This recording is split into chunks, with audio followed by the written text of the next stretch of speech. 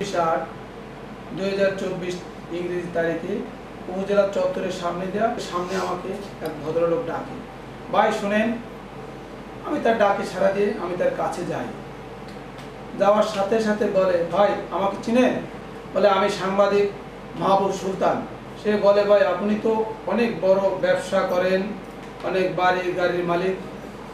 আমি বলি, ঠিক আছে ভাই, বলেন কি বলবেন।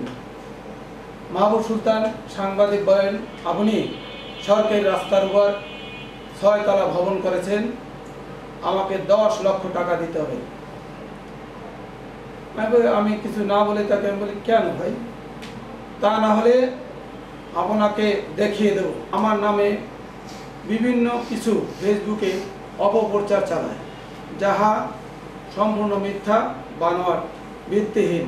চাঁদা না পেয়ে তিনি আমার বিরুদ্ধে ভিত্তিহীন অপপ্রচার চালিয়ে আমার ব্যবসার সুনাম এবং আমার আত্মসম্মান ক্ষুণ্ণ করেছেন। আমি এর তীব্র নিন্দা ও প্রতিবাদ জানাই।